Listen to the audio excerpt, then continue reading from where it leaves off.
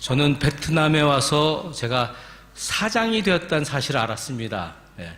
여기저기서 사장님 그래서 처음에 누가 저한테 그러더라고요.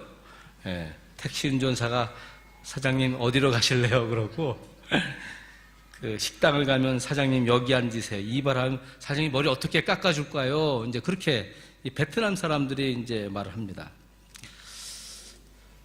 저는 제가 무슨 회사를 가지고 있는지 모르지만 사장이 되었구나. 기분이 좋아요. 근데 사전을 한번 찾아봐요.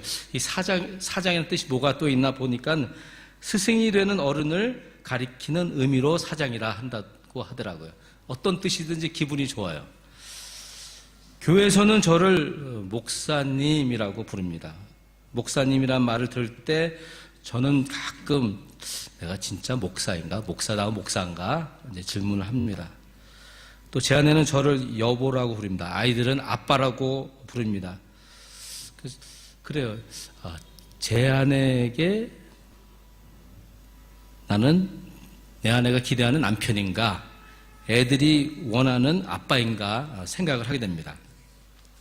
오늘 말씀에 나오는 안디옥 교회 성도들은 그리스도인이라고 일컬음을 받았습니다.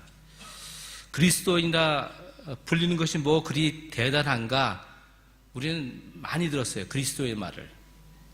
그래서 익숙해 있기 때문에 그냥 지나가는 말인데 오늘 그리스도인이란 말, 그리스도인이라 불린다는 것이 얼마나 특별하고 놀랍고 대단한 것인가 나누기를 원합니다. 오늘 본문에 처음으로 그리스도인이라는 말이 성경에 나옵니다. 안디옥 교회 사람들에 대해서 그리스도인이라, 그리고 온 교회가 많이 세워졌어요. 처음으로 교인들, 안디옥 교회 사람들을 가리켜 그리스도인이라 했습니다. 정말 왜 그리스도인이라 불린 것이 대단한가, 중요한가 보면은 그 그리스도인이란 뜻, 의미가 참 고귀하고 아름답습니다. 그리스도인, 그러면 그리스도에 속한 사람, 그리스도의 사람, 그리스도를 따르는 사람, 그런 의미를 가지고 있어요. 그러니까 그 의미를 이렇게 생각하고 묵상하면 참 내가 그리스도인이라는 게 얼마나 특별하고 고귀한 것인 것을 깨닫게 됩니다. 또 실제로 그 당시 세상 사람들, 안디옥에 사는 사람들은 안디옥 교회 사람들을 보면서 저 사람들 그리스도인이다 그랬어요. 어떤 의미로 그리스도인이 하냐면 저 사람들 그리스도에 속한 사람이다. 그리스도를 따라가는 삶을 보여준다. 저 사람들 속에 정말 그리스도가 보인다. 그런 존중한 뜻으로 그리스도인이라고 불렀던 것입니다. 또 그 당시 사람들은 그리스도인을 작은 예수라 그랬어요. 작은 예수. 그러니까 이 사람을 보면은 예수가 보이는 거예요. 참 그것이 참 깊은 의미고 도전입니다. 여기까지는 안디옥 교회 성도들, 2000년 전 존재했던 교회 얘기고 또 역사에 지나간 사람들, 이미 다 죽은 사람들 얘기입니다. 이제 우리 얘기를 해보면은 베델 공동체 정말 그리스도인인가? 우리끼리 저 목사, 집사, 권사, 교사 그렇게 부르잖아요. 그래서 그걸 들으면서 정말 내가 그리스도인으로서의 목사인가 집사인가 그런 생각을 해봅니다. 하노이 한인사회, 제가 하노이 한인사회 잘 모르지만 한국 사람 많이 살잖아요. 이게 한인사회에서 이 베델교회를 그리스도인으로 보는가 하는 질문입니다. 또 우리 삶, 여러분 주위에 사는 사람들이 여러분이 교회 다니고 하는데 그리스도인으로 보는가? 또 불신자들이 저 사람 그리스도이냐, 예수 믿는 사람이야, 그렇게 보는가 하는 질문인 것입니다. 사랑하는 성도 여러분, 우리는 자신을 성찰해야 됩니다. 내가 정말 그리스도인인가 솔직하게 물어봐야 됩니다. 지금 내가 목사, 집사, 장로, 권사, 교사, 교회 여러 직분도 있어요. 그렇죠? 그것이 중요하지 않더라고요. 얼마나 오랫동안 예수를 믿었는지 중요하지 않습니다. 은혜를 많이 받은 것 다 지나간 일이고 지금 현재 내가 그리스도인인가, 그리스도에 속한 사람인가, 그리스도가 나에게 보여지는가, 그 질문입니다. 만약에 우리 삶에 예수가 보이지 않으면은 저 가슴을 치며 회개해야 됩니다. 예. 저 많이 회개하고 나왔는데 정말 가슴을 치며 회개해야 됩니다. 예수가 보이지 않으면은, 예수가 느껴지지 않으면은, 나의 입에서, 나의 삶에서 예수 그리스도가 만져지고 느껴지지 않으면은 우리 자신을 좀 돌아봐야 됩니다. 25절, 26절 우리 한 목소리 다시 읽겠습니다. 시작. 바나바가 사울을 찾으러 다소에 가서 바나바가 안디옥에 데리고 와서 둘이 교회에 1년간 모여 있어 큰 무리를 가르쳤고 제자들이 안디옥에서 비로소 그리스도인이 일컬음 받게 되었더라. 예, 이 말씀에 보면은 딱 정리가 돼요. 어떻게 그 안디옥 사람들, 이 사람들 이방인들이었잖아요. 그 그리스 사람들이었어요. 그 사람들이 그 1년 만에 그리스도인이 되었어요. 근데 그 바울과 사울, 바나바와 둘이서 이제 말씀을 가리키고 하면서 이 사람들이 그리스도인이라 일컬음 받았다. 이제 그런 말이 나와요. 그 안디옥 교회는 헬라인으로 이루어진 교회입니다. 여러분도 알다시피 그 사도행전 8장에 가면은 이제 예루살렘 교회가 이제 핍박을 받습니다. 깨집니다. 그러면서 이 사도들만 다 예루살렘에 남고 나머지 그 예루살렘 교인들은 다 흩어져요. 추정하건대 5만 명 정도. 그 사람 다 흩어져요. 온 유대와 사마리아 땅끝까지 막 가서 이들이 이제 복음을 막 전하게 됩니다. 근데 이분들이 복음을 전하려고 선교하려고 한 것이 아니라 이제 핍박이 오니까 이게 마지막 때구나, 예수님 오시는구나. 그래서 이제 복음 막 전하게 된 거예요. 그러면서 그들이 가는 곳마다 예수 믿는 자가 있고 그 믿는 사람을 통해서 이제 교회들이 쑥쑥 성장합니다. 근데 그 중에 한 교회가 이제 안디옥 교회입니다. 근데 사도행전 1장 8절을 보면 너에게 성령이 임하고 그 다음에 능력을 받으면 예루살렘과 온 유대와 사마리아 땅끝까지 가서 증인이 되란 말씀이에요. 일단 예루살렘 교회가 깨지고 핍박받고 한 것은 그들이 참 예배를 잘했어요. 하나님 예배하고 모에 힘쓰고 막 성장했어요. 근데 하나님 깨뜨리신 이유는 뭐냐면은 우리 예수님이 가졌던 지상명령, 그 선교하라는 것, 땅끝까지 사람들이 복음을 전하라는 그거를 안 하니까는 깨뜨신 거예요. 그래서 그 중에 몇 사람이 이제 안디옥에 와서 이제 복음을 전하니까는 이제 사람들이 주 앞에 나오게 됩니다. 근데 좀 특별한 것은 뭐냐면 이 안디옥 교회가 이 말씀에서 나온 것 같이 그 주의 손이, 지난주에 말씀하신 주의 능력이 그들과 함께 있다는 그 말이에요. 주의 손, 성령의 능력이 함께 하면서 그들이 복음을 전하니까는 사람들이 복음을 듣고 믿기 시작한 거예요. 그래서 많은 무리들이 나오게 됩니다. 그러니까는 이제 급하게 예루살렘 교회에서 이제 바나바를 이제 지도자로 보냅니다. 바나바가 와서 보니까 하나님의 은혜가 임했구나. 이 사람들이 하나님 은혜를 받고 주를 믿었구나. 그게 보이게 된 거예요. 바나바 눈에는. 그래서 이제 그들을 잘 가르쳤습니다. 26절에 다시 보시면 둘이 교회에 1년간 모여 있어 큰 무리를 가르쳤고 제자들이 안디옥에서 비로소 그리스도인이라 일컬음을 받게 되었더라. 그런 말이에요. 근데 여기서 중요한 단어 세 개가 나옵니다. 큰 무리, 제자들, 그리스도인. 이 세 가지예요. 이 세 단어를 보면은 그 의미를 좀 다뤄보고 보면은 이 안디옥 사람들, 이 그리스 사람들, 이방인들이 어떻게 믿었고 성장했고 변해서 그리스도인이 되었는가 말씀하고 있는 것입니다. 그래서 우리는 이 세 명칭이 주는 의미와 그 정체성을 살펴보므로 혹시 우리가 놓치고 있는 부분이 무엇인가 살펴보기를 원합니다. 첫 번째 명칭은 큰 무리입니다. 큰 무리라는 뜻은 뭡니까? 많은 사람들 말하잖아요. 그렇죠? 큰 무리라는 했을 때 근데 정체가 불명하잖아요.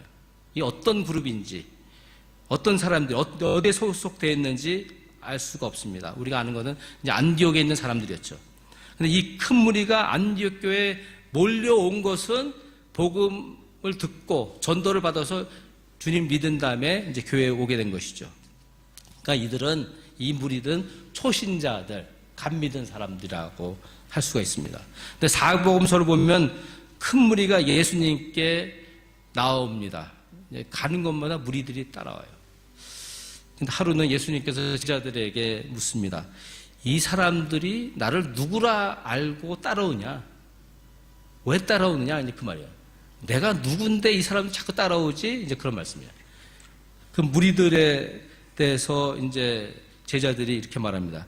침례 요한, 엘리야, 예레미야 선지자 중에 하나이다. 이제 그 정도로 그 성자, 하나님의 사람, 그 정도로 알았어요.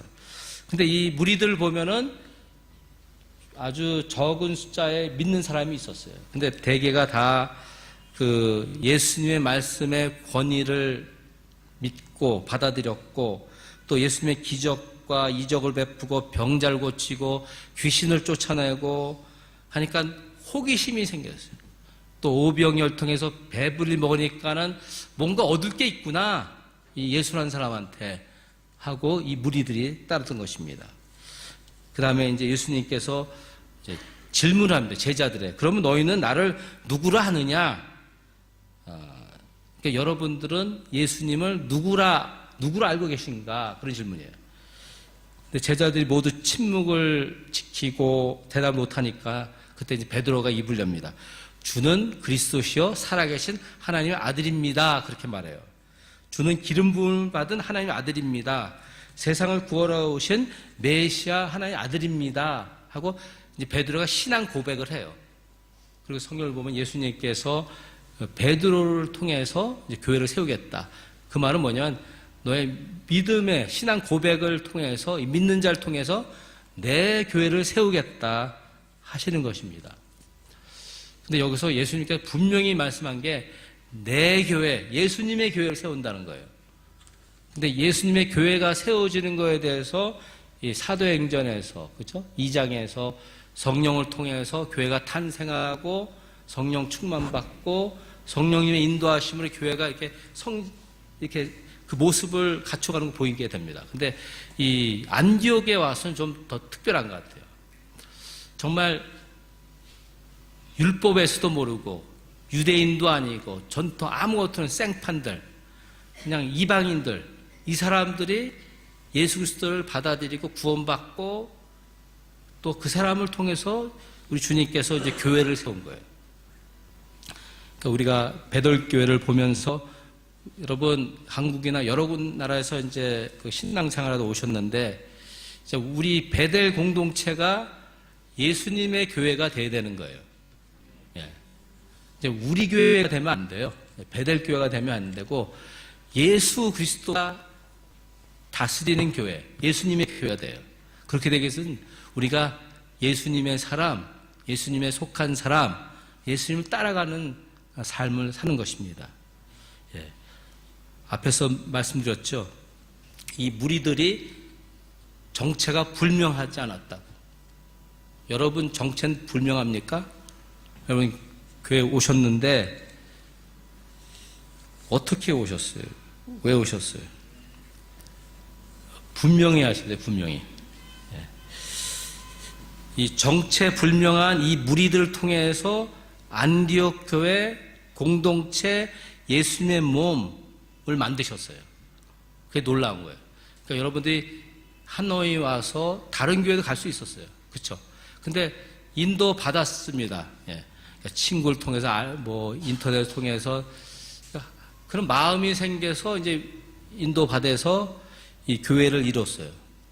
그러니까 이 교회라는 거 보면은 저도 포함해서 모든 예수 믿는 사람들이 한 몸을 일 때 진정한 교회가 되는 거예요.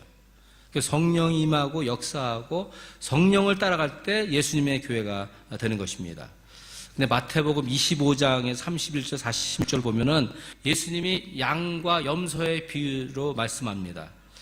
그 내용을 보면 예수께서 영광 중에 나중에 오신다 그래요. 재림하실 때 그 모든 천사와 함께 오셔서 영광의 보좌에 앉으셔가지고 심판하신다 그랬어요. 근데 그 내용을 보면 깜짝 놀라요. 근데 어떻게 이루어지는지 모르겠지만 성경이 분명히 말하는 건 모든 민족이 주 앞에 있을 거래요. 그런데 목자가 두 그룹으로 나누는, 두 무리로 나눈다고 합니다. 그 양의 무리든 오른쪽, 그러니까 이쪽 사람들이 되겠죠. 네. 염소 왼쪽, 이제 하여튼 그렇게 구분한대요. 구분해가지고 또 성경을 보면은 이 오른쪽의 무리들은 예수님이 예비한 하나님의 집에 들어갈 거라 딱 말씀하세요. 근데 왼쪽 이 염소의 무리들은 이 성경에 이렇게 말합니다. 나를 떠나, 예수님 말씀이시죠. 마귀와 그 사자들 위하여 예비된 영원한 불에 들어가라. 제가 일부러 읽어드렸어요. 그러니까 예수 믿지 않으면은, 오늘 믿지 않으면은, 확신이 없으면 나중에 하나님 모든 민족, 모든 사람을 놓고 심판하신다. 그때 가면 늦었어요. 그러니까 오늘 믿어야 돼요. 오늘 결정하셔야 돼요.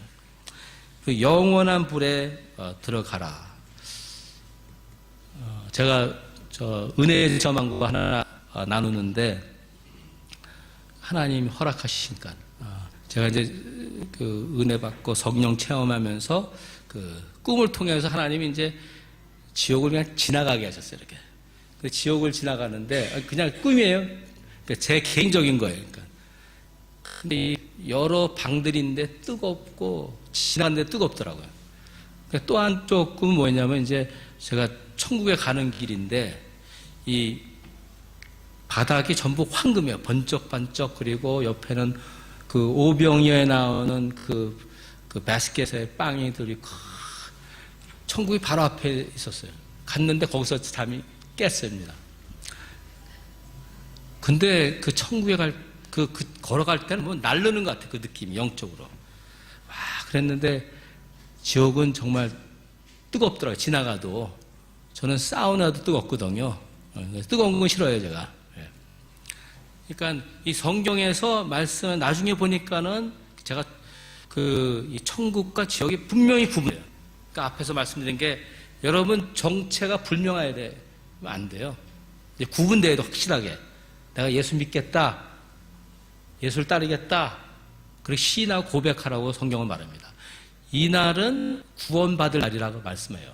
그 베드로가 말씀하기를 누구든지 주의 이름을 부르는 자는 구원을 받으리라 그랬어요. 우리가 예수 믿는다는 거 힘들 수가 있어요. 설명을 많이 해야 되잖아요. 이해도 안 되고 안 들어오고. 근데 저는 처음에 보고 믿는다 그랬어요. 그래서 믿는다고 해서 알아가면서 이제 믿음의 확신을 가지게 되었습니다. 두 번째로 우리 명칭은 제자들 그럽니다. 제자들. 단순히 어떤 지식이나 기능을 전수받는 것은 세상에 말하는 제자를 말하고 그리스도 안에 제자는 구원받은 사람, 예수님을 사랑하고 존경하고 그분의 말씀을 따라서 살면서 예수님 닮아가는 사람이 제자인 것입니다. 근데 이 성경에 보면은 처음으로 예수님이 부른 제자들 12명을 보니까는 이 제자들 어떤 사람들인가 보니까는 이렇게 설명해. 제자들은 주 예수의 부르심을 받은 자들이다. 제자들은 자신을 버린 자들이다. 주님을 쫓기 위해 부모를 버리고 직업을 버리고 주어진 환경을 버렸다. 근데 베드로와 안드레는 배와 그물을 버렸다. 근데 요한과 야고보는 배와 가족들을 버리고 예수님을 따랐다. 그렇게 정리가 됩니다. 여러분은 걱정하지 않으셔도 돼요. 뭐 버리고 떠나고 그런 일 없어요. 편안한 마음 가지시고 받아들이시면 돼요. 그러니까 하나님이 주님이 부르시면 부르심 받을 수밖에 없어요. 그리고 점차적으로 은혜가 들어가고 하나님 역사하면은 놓기 시작하는 거예요. 하나, 둘, 셋, 넷. 그러면 정말 주님께서 원하는 땅끝까지 갈 수가 있더라고요. 네. 근데 예수님께서 말씀하시기를 나를 따르라 그랬어요. 그래서 나는 곧 길이요 진리요 생명이라고 나로 말지 않고는 아버지께 올 자가 없다고 말씀했어요. 그때 이제 제자들인 건데 이 말씀 어떻게 나에게 받아들이냐 그게 중요하더라고요. 그러니까 예수님은 승천하셔서 하나님 우편에 계시죠. 근데 어떻게 예수님 따르는가? 우리 성령을 통해서, 그죠? 우리 인도하시는데 예수님이 가시면서 이 교회를 세우셨어요. 내 교회를. 그러니까 교회는 보여요. 그죠? 우리 믿는 사람들. 그러니까 교회를 보고 예수님의 몸을 보고 따라가면 되는 것이. 그러면 쉬워요. 그러니까는 예수님이 따르라 그랬으면은 그 따르는데 예수님 말씀이 이제 양의 비유를 해서 내가 말할 때, 목자가 말할 때 양들은 목자가 듣는다 그랬어요. 알아듣는다 그랬어요. 그리고 예수님이 각각 불러 인도하신다 그랬어요. 그 사실을 믿으셔야 되는 거예요.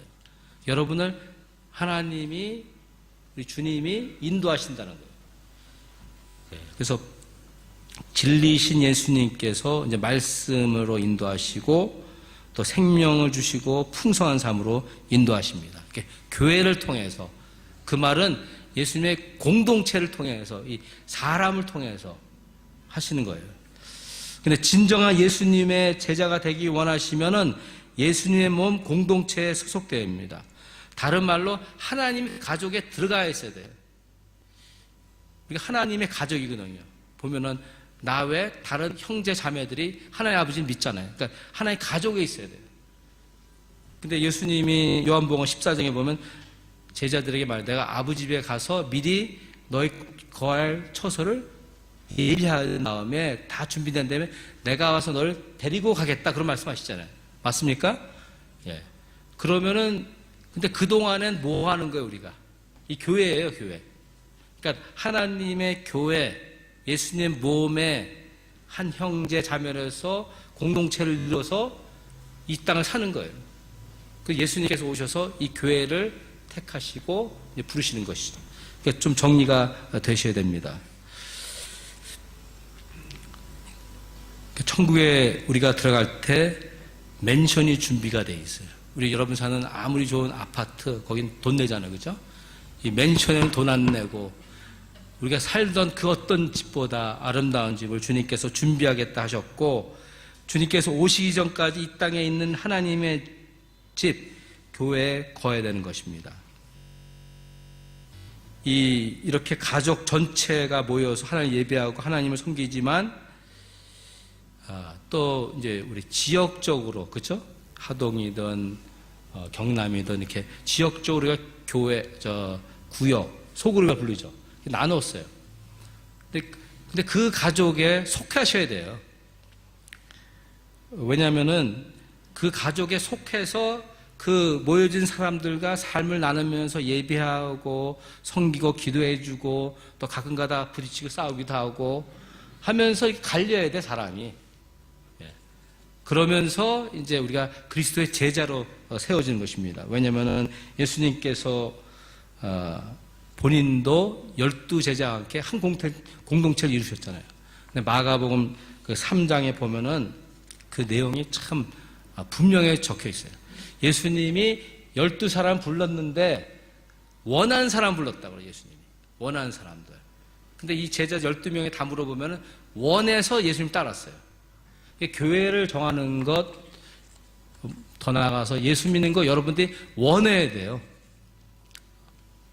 앉혀놓고 10시간을 설교하면 안 들어요, 사람이. 원해야 돼요. 그리고 여러분이 이제 베델교회 오셔서 원하셔요. 그리고 이제 소그룹 구역에도 들어가셔야 되는 것이죠. 그러니까 원해야 돼요. 그래서 지난번에 우리 구역장들, 소그룹 리더들과 만나서 이제는 이 구역장들이 얼마나 많은 짐을 지고 있는지 몰라요. 가족, 애들, 한 번 움직이려면 온 부대가 움직여, 애들이. 수고가 너무 많죠. 그리고 이제 구역 모임 하려면 연락하고, 연락 안 오고, 왜 안 올까, 마음고생하고, 이제 그것을 제가 없애야 된다고 했어요. 그 무슨 말이냐면은 예수님이 나를 따르라 했으니까는 여러분이 따라오셔야 되는 거예요. 따라오시는 거는 뭐냐면은 이제 앞으로 여러분이 다 구역에 들어가셔야 돼요. 근데 원하지 않으면 그 한 구역에 들어가 계셔가지고 소속되어 있는 거예요. 그러나 이제는 그 구역장들은 그냥 문자 메시지 정도 보내드리라. 어디서 무엇을 하고 있는지 그냥 궁금하게 그냥 한 번씩 던져놓고 그렇게 해서 이제 목자, 구역장을 도와서 이제 구역이 진행되도록 하기를 원합니다. 근데 예수님이 그 소그룹 제자들과 함께 하나님의 가족을 만들어서 한 내용을 들여다보면은 세 가지를 분명히 말씀하겠어요. 자기가 함께 있게 하시고, 그 말이에요. 예수님이 그 제자들과 함께 있기를 원하셨다는 거예요. 그러니까 여러분들도 원해야 되는 거예요. 함께, 예수님과 그 공동체에 함께 있는 거예요. 그렇게 받아들여야죠. 그리고 두 번째는 뭐라 하면 또 보내서 전도도 하며, 그러니까 복음을 전하기 위해서 전도하게. 그 일을 안 하면 그냥 놀자판이 되는 거예요, 사실은. 복음을 전도하기 위해서, 복음 전하기 위해서. 그 세 번째는 귀신을 내쫓는 권능도 가지게 하려 하심이라. 여기서 분명히 말씀하는 것이 하나님이 권능을 부어주는 것은 이 소그룹이었어요. 이 교회였어요. 보면은 뚜렷한 것은 복음을 전도하고, 그쵸? 하나님의 일을 할 때 권능이 부어지는 거예요. 우리 신앙 좋아지라고 성령 주고 막 그런 게 아니라 정말 권능은 주의 일을 위해서 부어주신 거라고 성경을 말합니다. 그래서 모든 사람, 예수 믿는 사람은 성령을 받았기 때문에 성령과 함께 성령 은사를 주셨어요. 은사대로 교회를 섬겨야 돼요. 주님을 섬겨야 되는 거예요. 그러니까 한 가지 이상의 은사를 주셨거든요. 그 한 가지라도 내가 교회에서 할 수 있는 일이 무엇인가 하는 그 고민하면서 섬기실 때 하나님이 함께 하셔 주의 권능으로 함께 하신다고 말씀하고 있는 것입니다. 우리가 잘 아는 믿음은 들으면서 난다고 말합니다. 그러니까 말씀을 듣고 성경 공부하고 혼자서 개인적으로 그 경건의 시간을 가지고 말씀 읽고 하면서 들으면서 믿음이 생겨요. 근데 변화, 그 성숙함, 그리스도인이 되는 것은 이 공동체에 들어가야 돼요. 예수님도 들어가셨잖아요. 그죠? 예수님 제자들 보십시오. 부르심 받기 전에는 서로 다퉜어요. 내가 주님 오른쪽에 앉겠다. 서로 막 났다가 다툼이 막 있었는데 3년이 지난 다음에 갈리고 깎인 다음에 참 그리스도인이 됐어요. 그죠? 그럴 때 우리 주님께서 이 사람들에게 권능을 부어주셨어요. 사도로 세우셔서 주의 일을 한 것을 보게 됩니다. 그러니까 점프하는 법은 없어요. 절제, 신앙생활은. 주님, 하나님과 개인적인 신앙생활, 그리고 자기에 속한 공동체, 그렇죠? 여기서 신앙생활, 은혜 받은 걸 나누고 기도도 받고 막 그러고 나서 이제 성경을 보면 예수님께서 같이 가서 복음을 전했다. 이 원리가 분명히 적혀 있어요. 그래서 이런 것을 할 때 우리가 성숙, 크리스찬이 되고 하는 것입니다. 근데 지금까지는 어떻게 보면 우리 여자 성님들 중심에서 우리 구역이 이루어졌고 하나의 가족으로 모입니다. 그 저의 고민은 성들이에요. 우리 남자분들을 어떻게 하나. 근데 한 분 한 분 들어보면 얼마나 바쁘고 힘든지 얼굴 보기 힘들어요. 일을 많이 하게 특정상. 그래서 이제 제가 정리한 게 뭐냐면은 우리 남성도님들께 부탁하는 것은 주일 예배 잘 드리고 개인적으로 경건 시간 가지고 남자에 속해서 교제하시고 그리고 이 말씀을 이제 주님이 제 마음에 주셔서 여러분과 나눕니다. 보라 내가 너희를 보냄이 양을 이리 가운데를 보낸 같도다. 그러므로 너희는 뱀같이 지혜롭고 비둘같이 순결하라. 그러니까 우리 남성도님 생각하면서 여러분들은 세상에 보내진 선교사라. 예, 그렇게 받아들였어요.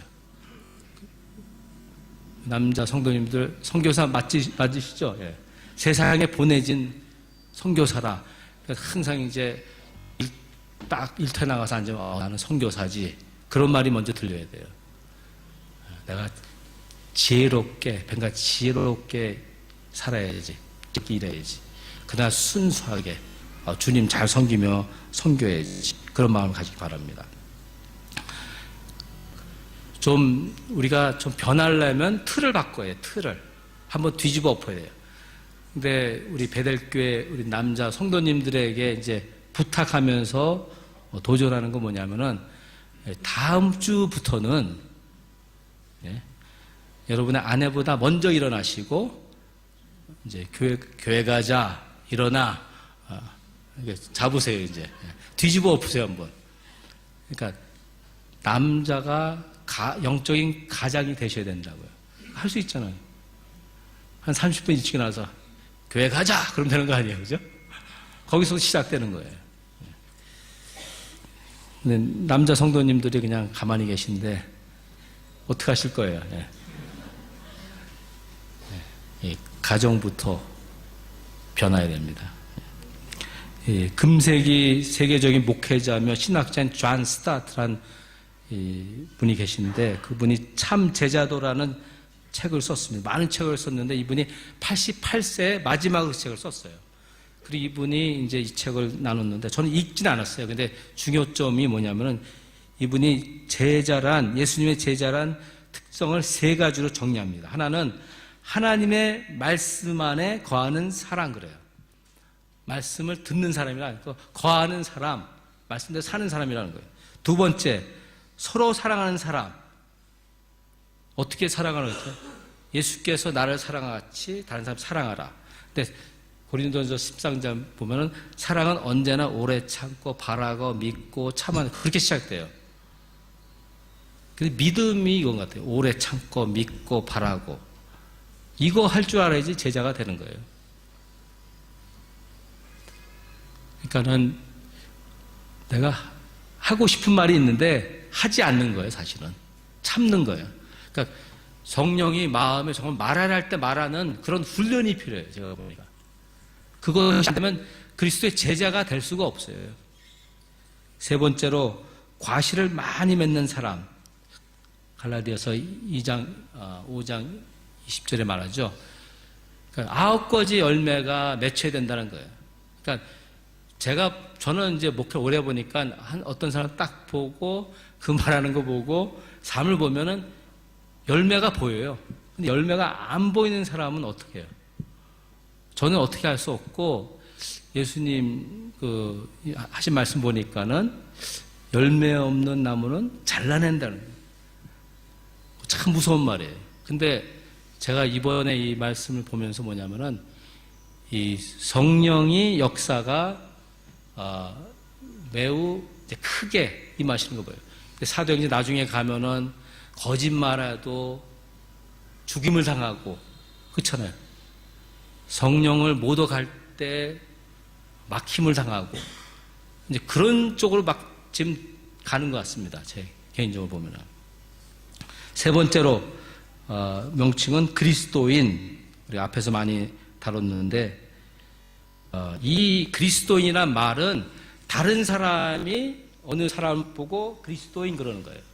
그러니까 안디옥 교회 성도들 보니까는 안디옥 교회 사는 예수 믿지 않는 불신자들이 저 사람들 그리스도인이라 그런 거예요. 그런 존경해서 정말 그리스도를 믿는 사람이고 그리스도와 같은 사람이구나 해서 이제 그리스도인 그렇게 말을 해요. 한 복음 전도자가 이렇게 말했습니다. 교회의 일원이 되는 것, 예배에 정기적으로 참석하는 것, 그리고 교회 일을 지원하는 것이 당신을 그리스도를 만들지 못합니다. 그런 얘기를 해요. 그러니까 그리스도인은 달라진 거예요. 정말 이 철저히 속에부터 내면서 다 뒤집어 엎어서 변화를 받은 사람이에요. 예.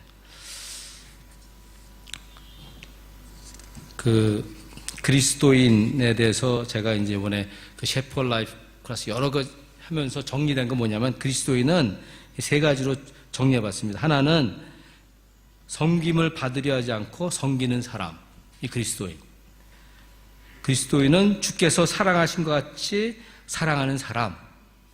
그리스도인은 착한 행실로 세상에 빛을 비추는 사람. 그러니까 우리가 여기 뒤에 이제 나온 것 같이 세상에 빛으로 오신 예수님, 또 예수님은 빛의 자녀라고 이제 말씀하는데, 이제 기도로서 많이 얘기하고 빛이 되게 하소서. 예수님만 빛만 비치게 하고 나는 안 하거든요. 그러니까 너희가 세상의 빛이라 했거든요. 근데 이 세상의 빛의 역할은 착한 행실로 할 때 빛이 발하는 거예요. 그게 그리스도인입니다. 이제 말씀을 마치겠습니다. 제가 오늘 말씀을 이렇게 준비하면서 이제 예수님의 제자들 12명과 그리고 안디옥 교회 무리들, 이 제자들을 이제 비교를 해봤어요. 근데 예수님의 제자들은 3년간 예수님 따라다니면서 좋은 말씀 은혜스러운 말씀 막 들었어요. 그리고 예수님이 귀신을 내쫓고 이적을 일으키고 그걸 다 봤어요. 근데 변하는데 제자가 그리스도인이 되는데 3년이나 걸렸어요. 3년.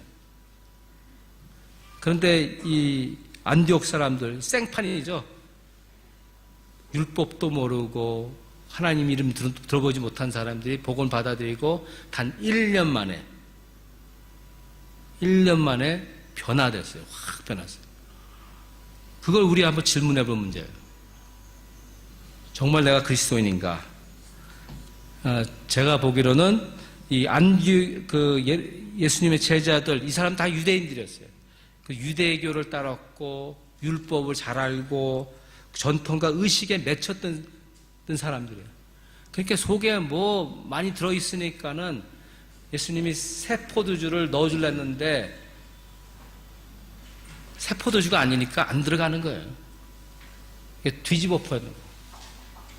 근데 이 안디옥 교회 성도들, 그리스인들, 그리스 사람들이죠. 이 사람들은 아무것도 없거든요. 그러니까 바울과 바나바가 복음을 주니까 다 쏙쏙 받아들이고 또 이들이 실천에 옮기면서 변화를 받는 거예요. 그래서 1년 만에 그리스도인이 됩니다.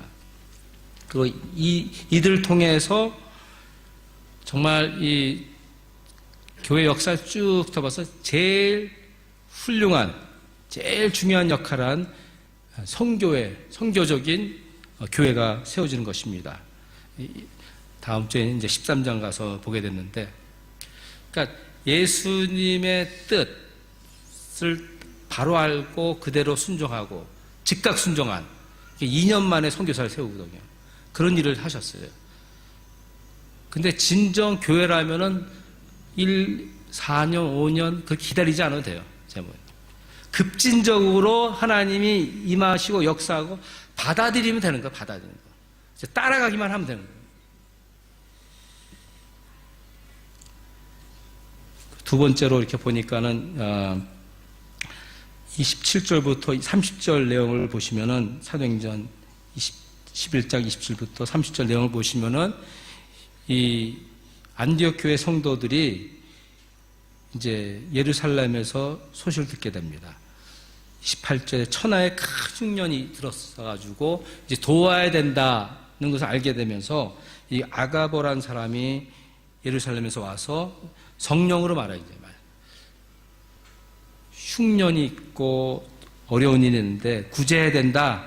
그러니까 29절에 가서 제자들이 각각 그 힘대로 유대에 사는 형제들에게 부조를 보내기로 작정했다. 그런 말이에요. 그러니까 이들이 믿음으로 이제 돕기 시작하는 것입니다. 근데 우리 교회 지금 복음 12월 달에 이제 복음을 전하게 됩니다. 여러 가지 프로그램 했는데 여러분 들어오실 때 그 봉투 있지 않습니까? 그 선교에 참여하는 헌금, 그걸 갖다 믿음으로 해 주시길 바랍니다. 근데 힘대로. 근데 저는 제가 먼저 선교동 교회에서 9년 동안 한번 헌금이라는 얘기 한 번도 얘기 안 했어요. 왜냐면 그분도 잘 훈련받아서 잘 하셨거든요. 근데 헌금은 그래요. 그냥 이 믿음으로 하는 거예요. 믿음으로. 하나님만 감동 주셨고, 이게 주의 일이라면은 그냥 믿음으로 하는 것입니다. 그래서 이번에 참여해 주시기를 바랍니다.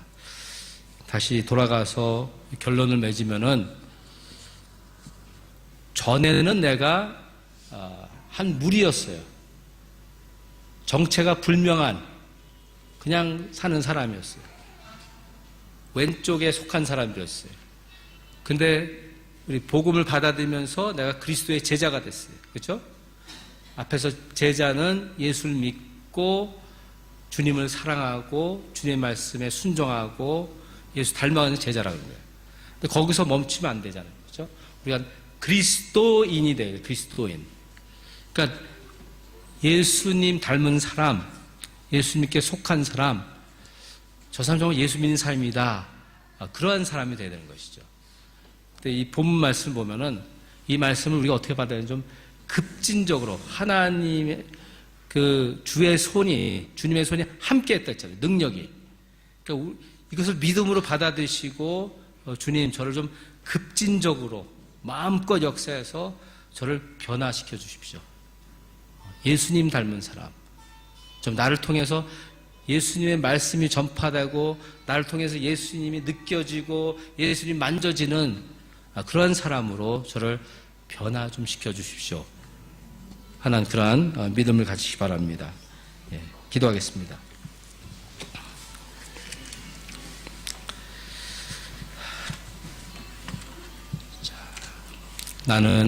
우리는 정체불명한 노발이었어요. 아무도 아니었어요. 그냥 태어났으니까 그냥 살고 먹고 일하고 이것이 인생인 줄 알았어요. 그러나 우리 주님께서 우리를 찾아왔습니다. 내가 너의 구원자라고, 내가 너의 주님이라고. 오늘 내가 널 찾아왔는데 나를 받으라고, 나를 받아들이라고, 나를 믿으라고, 내가 너의 구주가 된다고 믿음으로 받으시기 바랍니다. 주님, 저를 오늘 구원해 주십시오 하는 기도 드리시고, 또 두 번째로는 우리가 모두 그리스도인입니다. 그리스도인인데 그리스도와 같은 사람 되게 하소서.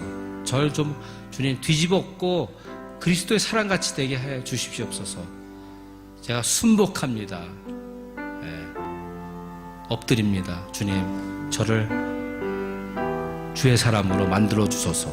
우리 간절하게 기도합니다. 하나님 아버지 감사합니다. 말씀으로 선언하셨습니다. 저는 노발이었습니다. 아무도 아니었습니다. 그냥 세상 사는 대로 살았는데 우리 주님께서 저를 찾아오시고 구원해 주시고 하나님의 제자를 삼으시고 하나님의 자녀로 삼으시고 하나님의 나라의 자녀, 하나님 가족 속에 들어가게 하심을 감사드립니다. 하나님, 너는 그리스도인이라는 그 말씀을 믿음으로 받습니다.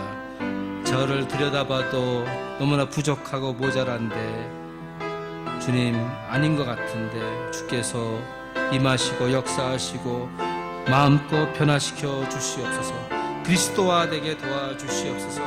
그리스도의 복음을 전하게 도와주시고 그리스도의 삶을 사는 삶으로 인도해 주시기를 간절히 바라고 원합니다. 하나님 간구합니다. 우리 고개 숙인 대로 진정한 마음으로 응하시기 바랍니다. 내가 오늘 예수님 믿기 원합니다. 주의 이름을 부르는 자는 구원받는다 그랬어요.